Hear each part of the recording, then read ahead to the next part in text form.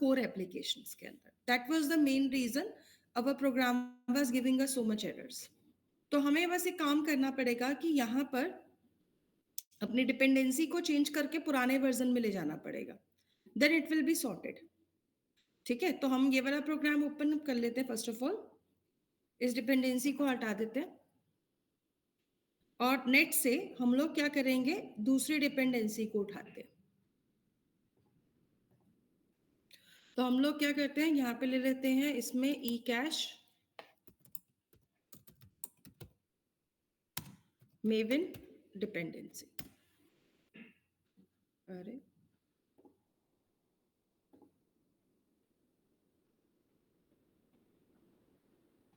what happened?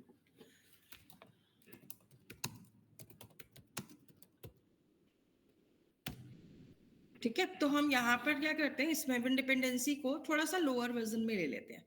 तो मतलब third वाला कोई वर्जन नहीं उठाएं अगर आप लोग कहाँ पे काम कर रहे हो, कोर लेवल पे काम कर रहे हो. तो इसके लिए हमें क्या करना पड़ेगा ना, इसके पुराने वर्जन्स को उठाना पड़ेगा. तो अगर आप लोग ई कैश में वर्क करना चाहते हो तो इसका जो पुराना वर्जन था, that we need to get one thing. इस वाले पेज पे तो 1 ही दिखा रहा है, कोई दिक्कत नहीं. एक काम करते हैं ना, फिर इसको हम डायरेक्टली सर्च कर लेते हैं यहाँ से.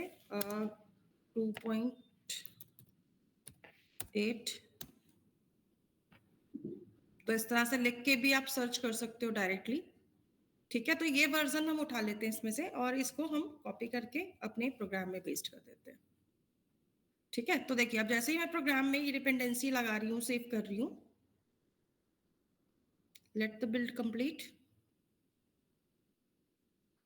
तो आपका pom.xml का एरर भी चला जाएगा. अब जब आप लोग ई कैश को यूज कर रहे हो, ठीक है, और ऐसे केसेस में आप लोग जब भी मतलब यहाँ पे ई कैश का कोई भी प्रोग्राम बनाओगे तो कोशिश यही करना है कि आप लोग क्या वर्जन यूज करो, ये वाला वर्जन यूज करो. 2.8 या 2.8.10 भी आ जाता है इसका, that you can also use. तो इनमें से कोई भी वर्जन आप लोग यहाँ पर यूज कर लो. एंड आफ्टर दिस आप लोग क्या करेंगे, अपने बाकी के प्रोग्राम में हमने क्या काम किया था एक बार चेक कर लेते हैं. अब क्योंकि मैंने वर्जन चेंज किया है यहाँ पर, तो एक बार यहाँ चेक कर लेते हैं कि भाई यहाँ पे कोई इशू ना आए. ठीक है, तो एंट्रीज वगैरह, सेकंड्स वगैरह, बाकी सब तो हमारा ठीक ही चल रहा है इसमें. ओके, एंड इसके अलावा हमने हाइबरनेट CFG में जाकर हमने क्या लिया था, एक बार ये देख लेते हैं. Okay, so that is there too. तो अभी एक काम करते हैं, काम प्रोग्राम को रन करके देख लेते हैं सिंपली.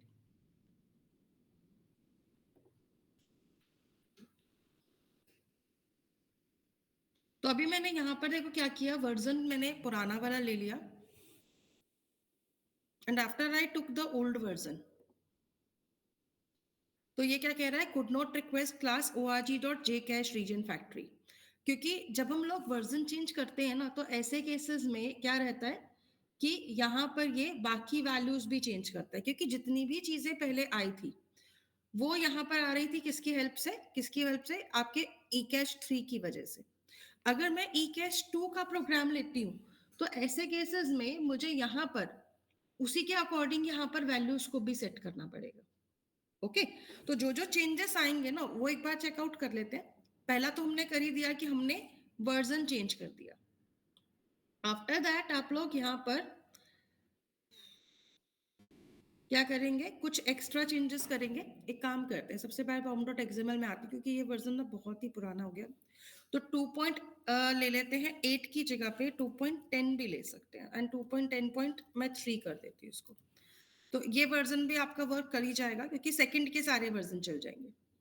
आफ्टर दिस वन हम क्या करेंगे, नेक्स्ट टास्क क्या करना है, आपके पास जो फाइल्स हैं,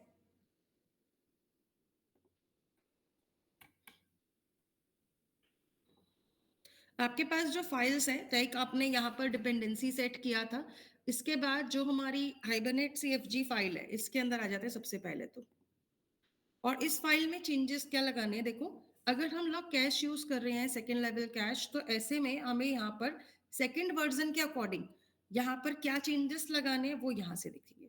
देखो सबसे पहले तो मुझे यहाँ पर क्या करना पड़ेगा, इसकी वैल्यू को चेंज करना है। ये हाइबरनेट डॉट हटा देते हैं, सिर्फ cash dot use dot use underscore second level cash करेंगे और इसकी वैल्यू को ट्रू करेंगे। ओके। सेकेंड थिंग, आप लोग यहाँ पर क्या करेंगे, इसमें कैश हाइबरनेट वाला ऑप्शन इसमें से भी हटा दो। तो cache dot region factory underscore class आ जाएगा और यहाँ पर आएगा O R G hibernate cache dot E H cache. तो यहाँ पे हम लेंगे O R G hibernate cache dot E H cache. ठीक है। एंड आफ्टर दैट यहाँ पर हमारा अगली वैल्यू भी आएगी इसी के अंदर। तो यहाँ पे हमें क्या करना पड़ेगा, ई एच कैश लेना पड़ेगा, E H cache region factory. अब देखो अगर बाई चांस कभी इस चीज की प्रॉब्लम लगे ना, तो एक सिंपल सा काम भी कर सकते हो कि आप किसी भी फाइल में चले जाओ। One second. आप किसी भी फाइल में चले जाओ, जैसे मैं ऐप डॉट जावा में आती हूँ और यहाँ पे ना इसकी जो फाइनल क्लास थी ना ई एच कैश, इसका ऑब्जेक्ट क्रिएट करने की ट्राई करो। तो ई एच कैश की रीजन फैक्ट्री की जो वैल्यू थी हमें वो चाहिए यहाँ पे। तो हम क्या करते हैं, ठीक है, देखो ये क्लास यहाँ पर आ रही है ना। आप एक सिंपल सा काम करोगे, अगर कभी आपको पूरा नाम याद ना हो तो सिर्फ ये याद रखो कि E H cache region factory को ऑब्जेक्ट बनाएंगे और जैसे ही आप इसको ऑब्जेक्ट क्रिएट करोगे ना, इसकी डिपेंडेंसी आ जाएगी। राइट। आपको बस करना यही होगा कि ये जो डिपेंडेंसी आपके पास आ रही है वो नेट डॉट एस एफ की आ रही है। राइट। तो आप लोगों को इसी वैल्यू को यहां से उठाना है। फिर भी एक बार हम सेफ साइड पे रहने के लिए एक काम और भी कर सकते हैं इसको चेक करने के लिए। आप लोग यहाँ पर कंट्रोल शिफ्ट आर करोगे और यहाँ पर आप सर्च करो कि आपके पास O R G dot hibernate कि नाम की कोई यहाँ पर क्लास आ रही है या नहीं आ रही। ठीक है। तो अगर ये आपको मिल जाता है, जैसे मैंने लिखा ना O R G dot hibernate, देख कोई ऑप्शन नहीं आ रही, लेकिन जैसे ही मैं लिखती हूँ नेट डॉट एस एफ तो भी प्रॉब्लम दिखा रहा है। कोई प्रॉब्लम नहीं। तो अभी हम क्या करते हैं ना, इसी की वैल्यू को हम यहाँ से भी लुकआउट कर सकते हैं। जैसे कि अभी हमारे पास जो कैशिंग का प्रोग्राम है वो ई एच कैश की हेल्प से चल रहा है। तो आप लोग यहाँ पर जाओगे इस वाले पार्ट में जो मेवन डिपेंडेंसीज है, यहाँ से भी आप फाइल को फेच कर सकते हो। कैसे फेच कर सकते हो, देखो यहाँ पे आप लोगों को सबसे पहले ई एच कैश की जार फाइल ढूंढनी है। ये आपकी जार फाइल दिखा रहा है। अब देखो यहाँ पर जितनी भी इसके अंदर वैल्यूज आ रही हैं वो सबकी सब नेट डॉट एस एफ से स्टार्ट हो रही है। Okay. So net dot S F से स्टार्ट हो रही है और यहाँ पे इसी के बाद में O R G dot Terracotta आ रही है। राइट। तो हमें क्या ढूंढना है, यहाँ पे हमें रीजन फैक्ट्री के लिए जाना है। तो हम लोग यहाँ पे क्या ढूंढेंगे, net dot S F dot E cash. तो हमें लेना है net dot S F dot E cash, ये रहा जो इसका स्टार्टिंग का था। अब net dot S F dot E cash में जाकर आप लोगों को यहाँ पर सॉरी इसके अंदर डॉट ई कैश में तो जाना था, लेकिन इसके साथ हमें हाइबरनेट भी चाहिए था, इफ आई रिमेम्बर। तो net dot S F dot E H लेंगे और इसी के अंदर हम लोग हाइबरनेट वाला कॉन्फ़िगरेशन देखते हैं। तो ई एच कैश के देखो काफी सारे दिख रहे हैं, तो इसी में ही देखें तो ये रहा आपका हाइबरनेट। और हाइबरनेट में क्या मिलेगी, क्लास मिलेगी E H cache region factory. This is the one. So this is the inbuilt class of EH cache which I was looking for. अब मेरा ये क्लास ढूंढने का एक सिंपल सा रीजन था कि ये जो क्लास मुझे मिल रही है, अगर बाई चांस कभी मुझे नाम याद ना हो तो मैं इसका क्वालिफाइड नेम कॉपी करके भी वहां पे पेस्ट कर सकती हूँ। ओके।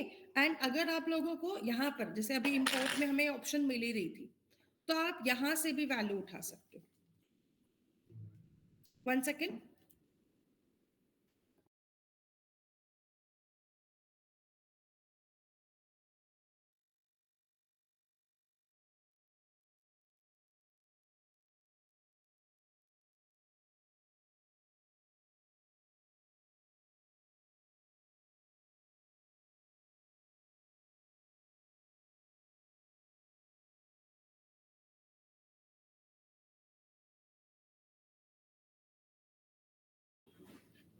ओके, तो देखो यहाँ पे आप लोग क्या करोगे, इस वाली फाइल का जो नाम है यहाँ से भी कॉपी कर सकते हो और वहां से जाकर भी ले सकते हो, बट इसको मैं चेक इसलिए कर रही थी एक बार श्योरिटी के लिए, do we have this file और नॉट, क्योंकि अगर ये फाइल आपकी नहीं मिलेगी तो एरर आएगी बाद में।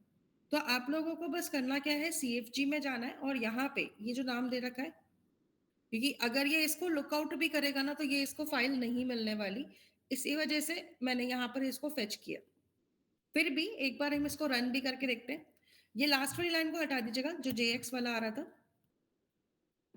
अब देखो अगर मैं इतने में अपना प्रोग्राम रन करती हूँ, इसे हटा देते हैं,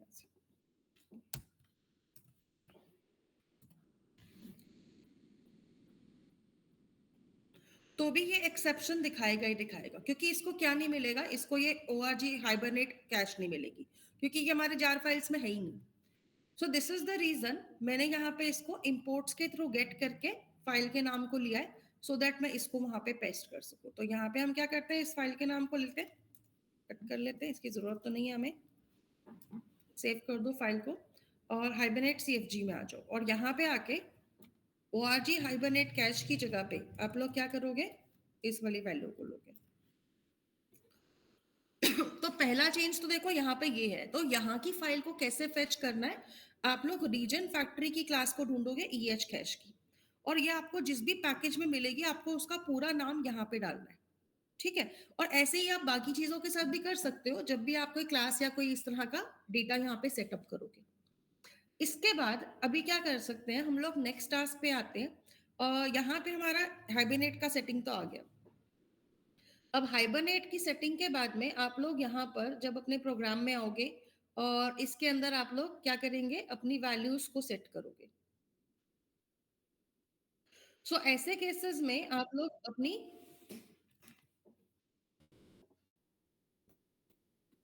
ठीक है, इसी ऐसे केसेस में आप लोग क्या करेंगे, अपनी वैल्यूज को यहाँ पे कैसे गेट कराओगे वो भी चेक कर लेते हैं। तो सी हमने अभी तक कैश मेमोरी का यूज किया, हमने मेन हमारा पर्पस क्या था कि मल्टीपल सेशंस में हमारा सेम ऑब्जेक्ट यूज हो जाए, राइट। तो अगर अब मैं अपने प्रोग्राम को रन करती हूँ अभी दोबारा से,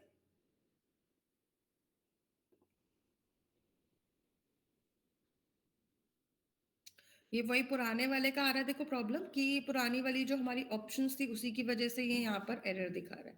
तो करना क्या है कि बस एक बार इस एरर को ना हम लोग इस तरीके से देखते हैं। पहला एरर जो आ रहा है वहां से स्टार्ट करेंगे, क्योंकि अभी हमने वहां पे मैक्सिमम चीजें चेंज कर दी हैं। Unable to create request service ORG hybrid cache dot SPI region factory, और ये प्रॉब्लम कहाँ पे दिखा रहा है, क्योंकि हमने ऑलरेडी ये वैल्यूज चेंज किए। सो ऐप डॉट जावा में 22 नंबर पे दिखा रहा है, यहाँ पर ये प्रॉब्लम दिखा रहा है सेशन फैक्ट्री जब हमारी क्रिएट हो रही है। तो ऐसे में सेशन फैक्ट्री का ठीक है, यहाँ पर ऑप्शन है, ओके। तो एक तो सेशन फैक्ट्री वाला जो लाइन है उसमें प्रॉब्लम दिखा रहा है, वो कह रहा है unable to resolve name net dot SF dot EH cache region factory, okay.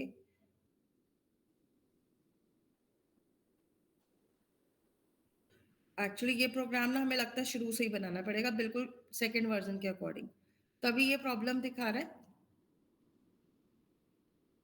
कोई बात नहीं, चलिए इस वाले प्रोग्राम को मैं फ्रेश से ही बनवाऊंगी, क्योंकि पुराने में चेंजेस करेंगे ना तो यही प्रॉब्लम रहेगा, क्योंकि कुछ चीजें हैं जो पुराने वर्जन के साथ चलेंगी, कुछ नहीं चलेंगी। तो वहां पे हमारा ये कॉन्फ़िगरेशन वाला सेटिंग भी नहीं चलेगा, सेशन फैक्ट्री वाला उठाना पड़ेगा हमें, ठीक है, जो हमारा पहले वाला था सर्विस स्टैंडर्ड सर्विस रजिस्ट्री का। तो अभी ये जो प्रॉब्लम्स हमें दिख रही है ना बार बार, ये इसी वजह से दिख रही है कि वर्जनिंग का ही सारा प्रॉब्लम है। एक बार वर्जनिंग का प्रॉब्लम सॉल्व हो जाएगा तो ये सब ठीक हो जाएगा, तो प्रोग्राम में ज़्यादा चेंजेस करने की ज़रूरत नहीं पड़ती। मेनली इसकी सेटिंग्स के ऊपर होता है कि आपकी जो वैल्यूज़ हैं वो सही से आ जाए, और इसके साथ साथ में हमारी जो DTD फाइल होती है इसके ऊपर भी डिपेंड करता है कि यहाँ पे कौन सी DTD फाइल आ रही है, तभी ये इसको सही से वर्क करा पाएगा, अदरवाइज प्रॉब्लम देता ही रहेगा। तो एक काम करूंगी, मैं इसको आपको फ्रेश से ही समझा दूंगी दोबारा से, अननेसेसरी इसको ड्रैग करने का हमें बेनिफिट नहीं होगा। चलिए कोई बात नहीं, क्योंकि ये प्रोग्राम मैंने पुराने वाले में बना रखा था, there it work very nicely. चलिए कोई नहीं, मैं इसके अंदर आपको आज फ्रेश से टॉपिक करा देती हूँ। नेक्स्ट टॉपिक जो हमें पढ़ना था, क्योंकि ये वाला टॉपिक मैं कल कंटिन्यू कराऊंगी, नेक्स्ट टॉपिक ही स्टार्ट कर रही हूँ इसमें मैं JPA का। Because JPA is very much important. Caching तो फिर भी आप लोग कर लोगे, लेकिन जेपीए के साथ में दिक्कत रहेगी अगर जेपीए नहीं आया समझ में। देखो जेपीए क्या है पहले तो ये समझते हैं। JPA is known as Java persistence API. तो जावा परसिस्टेंस एपीआई जो है इसका मेनली यूज क्या है और हम इसको क्यों यूज करते हैं अपने प्रोग्राम्स में, मेनली हमें ये चीज देखनी है। तो देखो जेपीए का जो सबसे मेन यूज है वो है डेटाबेस की क्वेरीज को कम से कम यूज करवाना। मतलब अगर आप लोग क्या करते हैं जेपीए का यूज करते हैं, ठीक है, so it is use to map SQL queries with object oriented queries. It provides inbuilt methods through which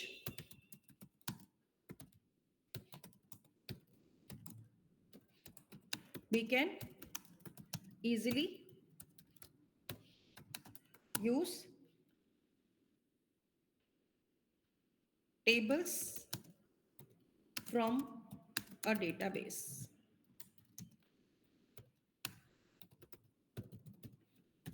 ठीक है, तो अगर आप लोगों को क्या करना है यहाँ पर कभी भी अपनी एसक्यूएल क्वेरीज को शॉर्ट करना है तो आप लोग क्या कर सकते हैं यहाँ पे जेपीए का यूज कर सकते हो। जेपीए को हम हाइबरनेट, स्प्रिंग बूट सबके साथ यूज कर सकते हैं। अब एक और चीज जो आपको ध्यान में रखनी है, जैसे कि अभी हमने देखा कि वर्जन की वजह से बहुत प्रॉब्लम आ जाती है, तो एक और चीज जो आप लोगों को ध्यान में रखनी है वो ये है कि जेपीए का जो भी वर्जन आप लोग यूज कर रहे हो, ठीक है, उस वर्जन के ऊपर आपको ध्यान रखना है। जेपीए 3 जो हम यूज करते हैं ये आपका जो चलेगा ना, ये आपका जेडीके 23 स्प्रिंग बूट या फिर कह लो स्प्रिंग 5। स्प्रिंग फ्रेमवर्क के बहुत सारे वर्जन आ चुके हैं, तो इन फ्यूचर अगर आप काम करोगे तो स्प्रिंग फ्रेमवर्क 5 के साथ में जेपीए 3 का या जेडीके 23 के साथ इसको यूज कर सकते हो। रीजन इज कि जेडीके का जो 21 वर्जन आया था तब से एक मेजर चेंज आया था कि जो बेसिकली ये कह लो कि आपकी जो स्प्रिंग फ्रेमवर्क है और ये जावा परसिस्टेंस एपीआई है ये किसके पास चला गया था, जकार्ता के पास चला गया था, उसको डोनेट कर दिया, basically you can say that. तो ओरेकल ने इसको डोनेट कर दिया था, दैट इज द रीजन अब इसका जो नेम है ना वो चेंज हो गया है। अभी जो यहाँ पर परसिस्टेंस एपीआई में यूज होता है वो यूज होता है जकार्ता डॉट परसिस्टेंस, ठीक है, एपीआई। तो बेसिकली ये जो आ रहा है ना मेजर चेंज आया है 21 वर्जन के बाद में। 21 वर्जन से पहले वाले में मतलब ऐसा नहीं है कि जेडीके 23 पुराने वर्जन को सपोर्ट नहीं करेगा, कर लेगा, क्योंकि अभी भी मैक्सिमम कंपनीज जो है वो स्प्रिंग 5 को इम्प्लीमेंट नहीं करती है। आप लोगों को अगर यूज करना है जेपीए 2 तो उसके अंदर क्या चीज थी जो सब पहले यूज होती थी, वो थी जावा एक्स डॉट परसिस्टेंस एपीआई।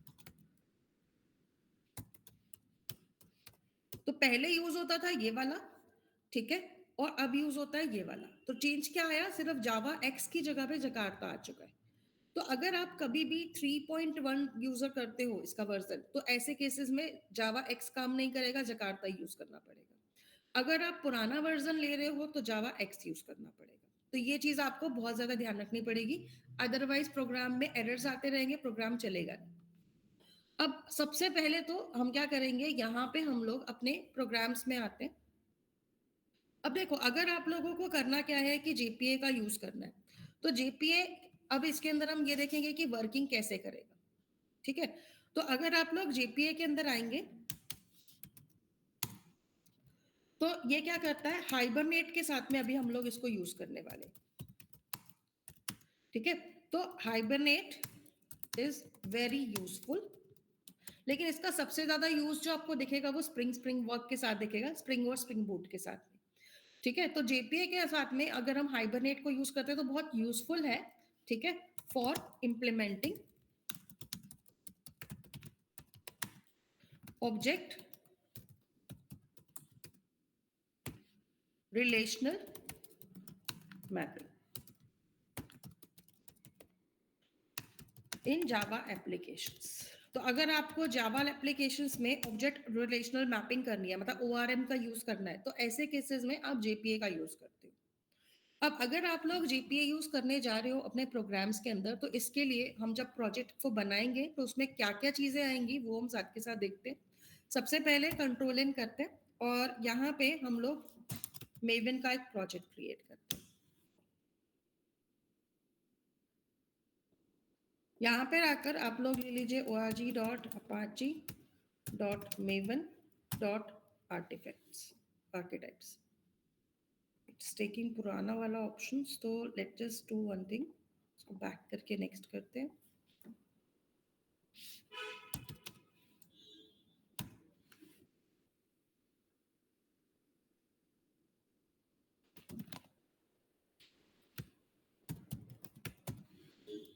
तो यहाँ पे हम लोग क्या करेंगे, इसमें क्विक स्टार्ट का प्रोजेक्ट बनाते हैं और यहाँ पे आर्टिफैक्ट आईडी ले लेते हैं, इसमें हम ले लेते हैं जेपीए डेम। इसके बाद यहाँ पे हम लेंगे कॉम डॉट फाइल्स को। वर्जन मैं इसके अंदर पुराना वाला लेना चाह रही हूँ, तो 1223 ले लेते हैं, लेकिन बाकी चीजें मैं चेंज कराऊंगी यहाँ पे। So let it create the project first.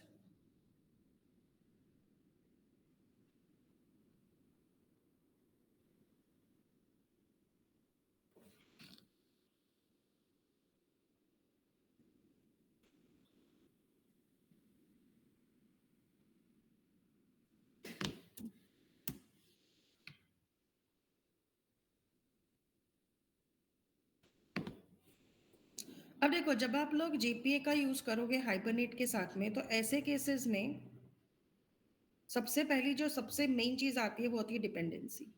तो डिपेंडेंसीज कौन कौन सी लगनी है वो हम यहाँ पर देख लेते हैं। तो आपको सबसे पहली डिपेंडेंसी जो थी वो तो वही लगानी पड़ेगी हाइबरनेट वाली, जो हमारे बाकी प्रोजेक्ट्स में लगी है। तो आपके पास जो पॉम डॉट एक्सएमएल पुरानी कोई भी फाइल पड़ी है, उसमें से आप हाइबरनेट की और माइस्क्यूएल की डिपेंडेंसी को कॉपी कर लो।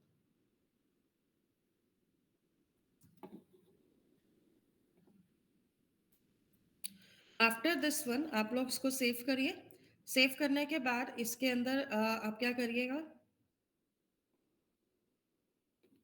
यहाँ पर आ जाइए, कंट्रोल इन करके यहाँ पे आप एक क्लास बना दीजिए। क्लास जो बनाओगे, मैं इसको एम्प्लॉय क्लास बना देती हूँ और इसका जो पैकेज है वो हम एंटिटी कर देते हैं। अब इस क्लास के अंदर हम लोग अपने एज यूजुअल वेरिएबल्स ले लेते हैं। तो मैं यहाँ ले लेती हूँ इंट आईडी एंड इसके साथ साथ ले लेते हैं स्ट्रिंग नेम, इनको प्राइवेट बना देते हैं।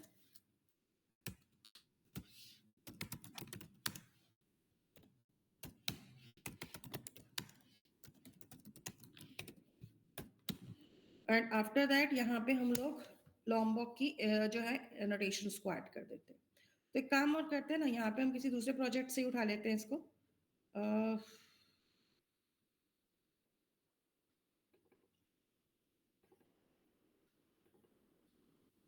तो ये जितनी भी हमारी सेटिंग्स थी, that we need to take here. ठीक है। अब देखो यहाँ पे ना, आप एक चीज नोट करना कि जब आपने एंटिटी लगाया तो इसने क्या यूज किया, जावा एक्स यूज किया या जकार्ता यूज किया।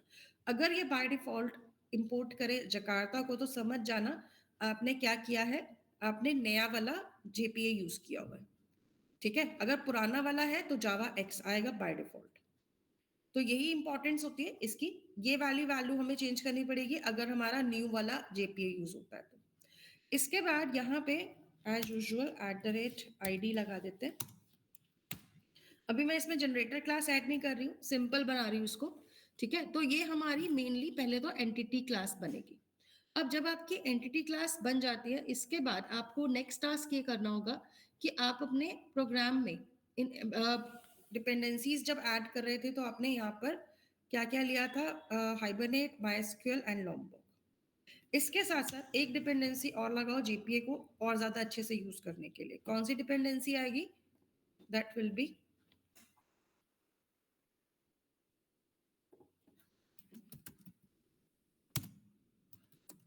आप इस तरह से सर्च कर सकते हो जेपी डिपेंडेंसी मेवन। ठीक है, तो यहाँ पे आप लोगों को क्या मिल जाएगी, इसकी डिपेंडेंसी मिल जाएगी। अगर मान लो ये दिखा रहा है स्प्रिंग फ्रेमवर्क वाली, तो ये वाली मत ले लेना। इसके अंदर अगर आपको इस तरीके से ये नहीं भी दिखाता तो आप एक सिंपल सा काम और करो, जावा एक्स मेवन डिपेंडेंसी, या फिर जावा x dot persistence maven dependency करके सर्च कर लेना। तो ये आपको यहाँ पे इसकी ऑप्शन मिलेगी, just go there and get the dependency from here. तो डिपेंडेंसी को यहाँ से लेना है एंड कॉपी करके पेस्ट करना है यहाँ पे, ये डिपेंडेंसी आ जाती है and after this save this one. ठीक है, तो बिना एरर के चल रहा है, ठीक है। अब यहाँ पे देखो आपकी जावा एक्स की परसिस्टेंस एपीआई की डिपेंडेंसी यहाँ लग जाएगी। आफ्टर दिस डिपेंडेंसी ना आप लोग क्या कर सकते हो, अपने प्रोग्राम के अंदर फर्दर टास्क कर सकते हो। अब जब आप लोग यहाँ पर अपनी डिपेंडेंसी को यूज करते हो, इसके बाद नेक्स्ट टास्क ये करना होगा कि आपको यहाँ पर भी एक CFG फाइल चाहिए होगी, ठीक है, जिसको आप लोग अपने प्रोग्राम में यूज करोगे। लेकिन यहाँ पे ना अगर मैं यूज कर रही हूँ किस चीज का, आप हम यूज कर रहे हैं किसका, जेपीए का, तो आप इसको CFG फाइल ना बोलकर परसिस्टेंस फाइल भी बोल सकते हो। ओके, तो आप लोग SRC में जावा में जाओ, कंट्रोल एन करो, एक XML फाइल बनाओ, इसका नाम आप परसिस्टेंस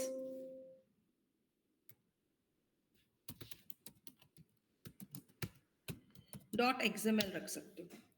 आफ्टर दिस जब ये फाइल आपकी बन जाती है तो इस फाइल के अंदर आप लोगों को करना ये होगा, एक second,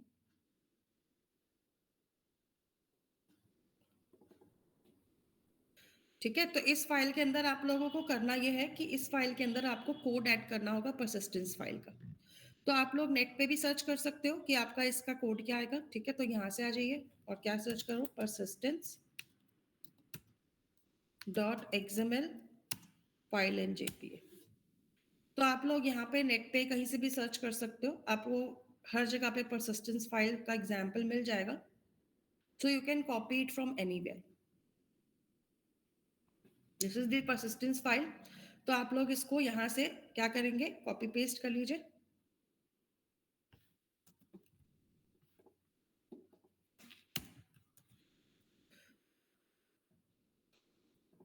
When it is getting copied here, तो यहाँ पर आपकी फाइल आ जाएगी। तो फाइल के अंदर अब आपको लगाना क्या है, वैल्यू वो देख लेते हैं। देखो सबसे पहले तो ये इसकी परसिस्टेंस की खुद की कोडिंग है, यहाँ पर इसमें हमें कोई चेंज नहीं करना है।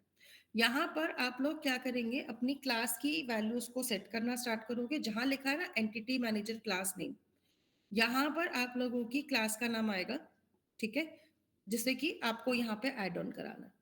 तो यहाँ पे आप लोगों की क्लास का क्वालिफाइड नेम आएगा, कौन सी वाली, जो आपकी एंटिटी क्लास है। तो एंटिटी क्लास है एम्प्लॉय, तो इसको ले लेते हैं और इसका कॉपी करते हैं क्वालिफाइड नेम और इसको क्लास के डेफिनेशन के बीच में लगा देंगे। तो पहले तो आपकी क्लास आ जाएगी यहाँ पर, और फिर इसी क्लास के बाद यहाँ पर आएंगी प्रॉपर्टीज। प्रॉपर्टीज में आप लोग यहाँ पे जो प्रॉपर्टीज हाइबरनेट वाली लगाते थे ना, वो भी ऐड होंगी यहाँ पर। ठीक है, तो हाइबरनेट वाली जो प्रॉपर्टीज थी, मतलब CFG फाइल वाली, वो भी आप इसमें ऐड ऑन करोगे।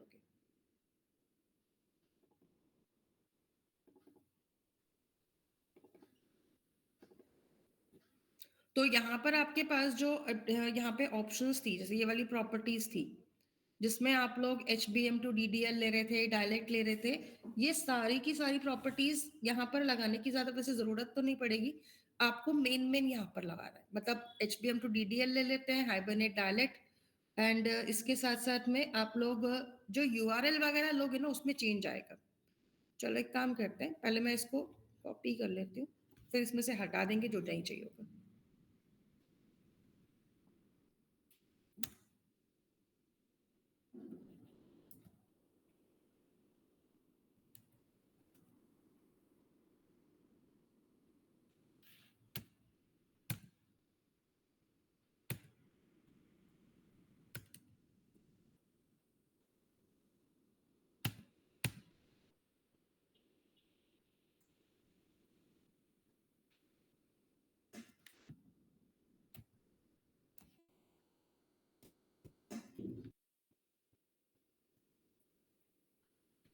देखिए, अब आपको करना क्या होगा नेक्स्ट यहाँ पर चेंजेस लगाते हैं।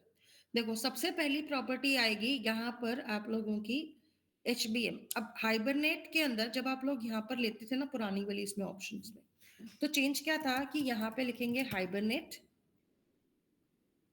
डॉट, ठीक है, hibernate dot H B M to D D L dot auto.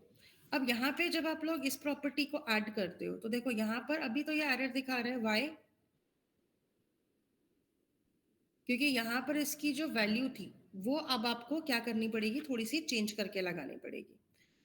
One second, इसको ना मैं चेंज नहीं करती हुई, इसके अंदर हम लोग बस इतना करेंगे, यहाँ पे वैल्यू का टैग लग जाएगा और वैल्यू के टैग में ही आपकी क्या आएगी, इसकी वैल्यू आएगी। मतलब जो चीज पहले आप इस तरीके से लिख रहे थे ना, अपडेट वाला ऑप्शन,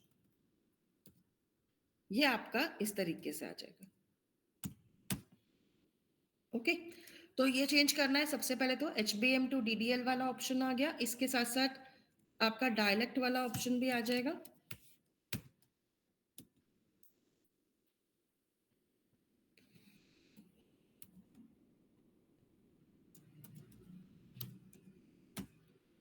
सेम वे में जो आपका यूआरएल वाला वैल्यू था, तो यूआरएल वाला जो वैल्यू था ना, इसको हमें ऐसे नहीं लिखना है।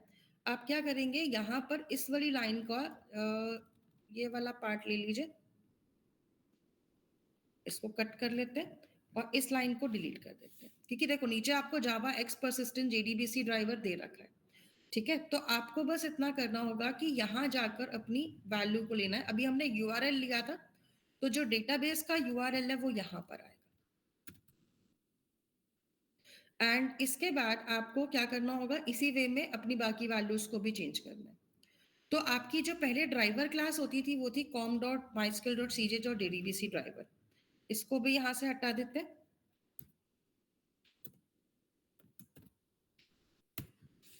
क्योंकि अब आपकी जो ड्राइवर लगेगी वो यहाँ लगेगी जावा एक्स परसिस्टेंट जेडीबीसी ड्राइवर में। तो यहाँ पे जो नाम था इसकी जगह पे आप लोग अपने ड्राइवर ऑप्शन डालेंगे। इसी तरह से यहाँ पर आपका जो डेटाबेस का यूजर नेम था वो हमारा यहाँ पे आ जाएगा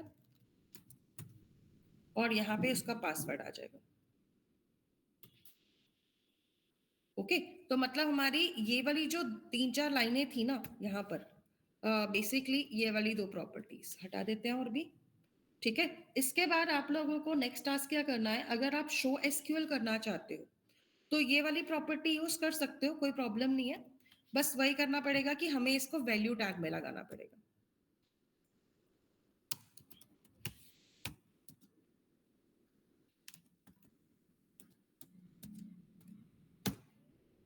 सेम वे में अगर फॉर्मेट करना है तो ठीक है, अदरवाइज इसको हटा देते हैं।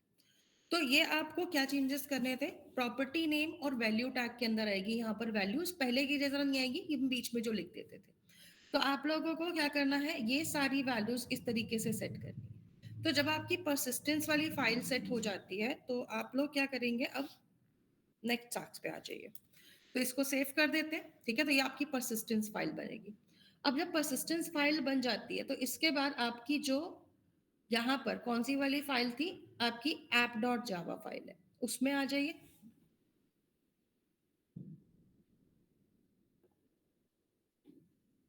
और यहाँ पे आकर आप लोगों को चेंजेस क्या लगाने हैं वो देखते हैं। चेंजेस के लिए आप लोग लेंगे एंटिटी, ठीक है, एंटिटी मैनेजर फैक्ट्री का ऑब्जेक्ट क्रिएट करोगे और उसके बाद यहाँ पे आपकी फाइल आ जाएगी और यहाँ पे आप लिखोगे परसिस्टेंस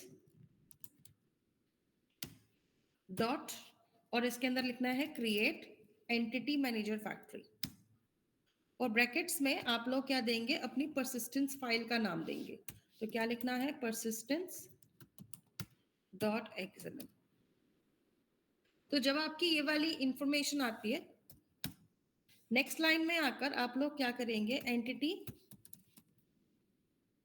मैनेजर का ऑब्जेक्ट क्रिएट करोगे और यहां पर आप लिखोगे ईएमएफ डॉट, यहां पर हम लिखेंगे क्रिएट एंटिटी मैनेजर। तो यहाँ पर आपकी ये वाली वैल्यू चेक आएगी। इसके बाद आपको एम्प्लॉय के अंदर अगर मान लो कोई भी रिकॉर्ड बनाना है, मतलब जैसे कि मैंने लिया एम्प्लॉय, ऑब्जेक्ट क्रिएट करते हैं इक्वल्स टू न्यू एम्प्लॉय। अब ईएमपी के अंदर अगर आपको कोई भी वैल्यू सेट करानी है,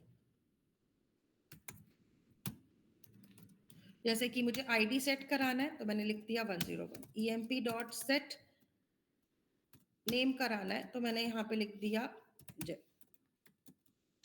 ईएमपी डॉट सेट कराना है सिटी को तो हम यहाँ पे लिख देंगे दिल्ली। जब आपकी ये चीज आ जाती है, इसके बाद आप लोग क्या करेंगे, आप लोग यहाँ पर जब ईएमपी के सारी वैल्यूज को सेट कर लेते हो तो आपको एंटिटी मैनेजर का ऑब्जेक्ट यूज करना है ईएम डॉट परसिस्ट और इसमें ईएमपी ऑब्जेक्ट को ऐड कर देना है। और जब आप लोगों का ये काम हो जाता है तो इसके बाद आप एक काम और कर सकते हो, ईएम डॉट गेट ट्रांजेक्शन करोगे और गेट ट्रांजेक्शन करके इसको कमिट कर दो। ट्रांजेक्शन का ऑब्जेक्ट नहीं बनाने की जरूरत है, मतलब अगर आपको नहीं बनाना तो छोड़ भी सकते हो, ठीक है। और इसके बाद अगर आप देखना चाहते हो कि ये वाला स्टूडेंट जो भी मैंने बनाया इसकी वैल्यू वहां पर है या नहीं है, सेव हुई या नहीं हुई, तो इसको आप सेव भी चेक भी कर सकते हो। जैसे आप लोग employee E equals to em dot find option use करो और फाइंड के अंदर आप पहले तो दो अपनी क्लास का नाम, मतलब एम्प्लॉय का, एंड आफ्टर दैट यहाँ पे आप लोग क्या दे दो, अपने एम्प्लॉय का जो भी ऑब्जेक्ट आप चाहते हो उसके अकॉर्डिंग काम करो। जैसे कि आप लोगों को यहाँ पर ऑब्जेक्ट यूज करना था emp वाला डॉट गेट आईडी करो। तो मतलब मैं यहाँ पर कर क्या रही हूँ, आईडी को गेट क्यों कर रही हूँ, ताकि मैं इस आईडी की वैल्यू को टेबल से रिट्रीव करके यहाँ पे शो भी कर सकूँ। तो ये वाला क्वेरी टेबल से रिट्रीव करेगा वैल्यू को, ठीक है। तो एम्प्लॉय और यहाँ पे आप लोग क्या सी प्रिंट करो, ई को प्रिंट करके देखो। जब ये सारा काम हो जाए,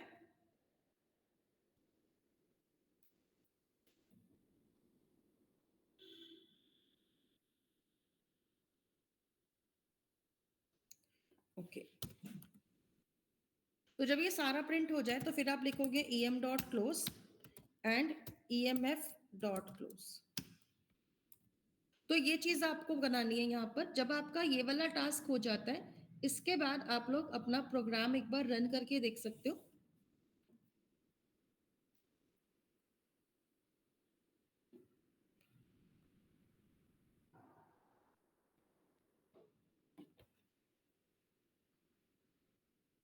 देखो जब ये यहाँ पर इस टाइप का एरर दे रहा है ना, no persistence provider for entity manager named persistence dot XML, तो इसका मतलब ये समझ जाना कि आपकी जो फाइल थी यहाँ पर ये उसको फेच नहीं कर पा रहा है।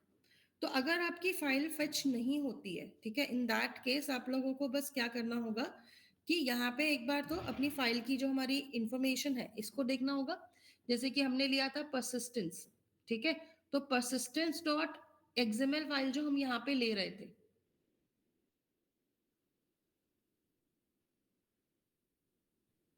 इस फाइल की इंफॉर्मेशन को हम लोग क्या करेंगे, यहां से सेव कराएंगे, उठाएंगे इसमें।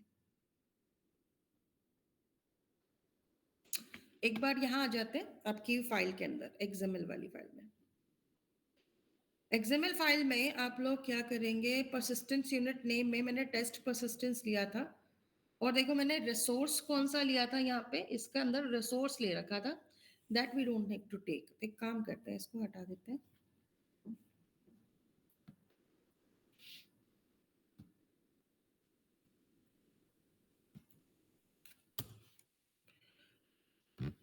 तो मैंने यहाँ पे लिया था टेस्ट परसिस्टेंस और टेस्ट परसिस्टेंस जो था वो परसिस्टेंट यूनिट का नाम है। इसके बाद हमारी क्लास आ जाएगी और इसकी प्रॉपर्टीज आ जाएंगी, ठीक है। एंड आफ्टर दिस हम लोग क्या कर सकते हैं, अपनी प्रोग्राम फाइल के अंदर चलते हैं ऐप डॉट जावा में। एक बार इसको फिर से रन करते हैं,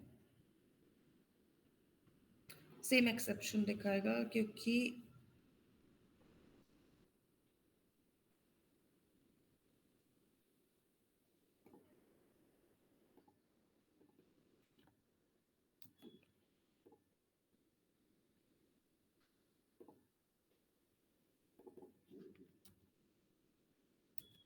हमने यहाँ पे जो था परसिस्टेंस यूनिट के अंदर नाम डिफरेंट दे रखा था, दैट्स द रीजन। चलिए तो काम करते हैं, एक काम और करिए गाइस, मेरे को ना 5 मिनट के लिए जाना पड़ेगा, 5 से 10 मिनट के लिए। तब तक आप लोगों को मैं ये प्रोजेक्ट शेयर कर देती हूँ, आप लोग इसको बनाइए, फिर जो भी इसमें चेंजेस होंगे दैट वी विल डू।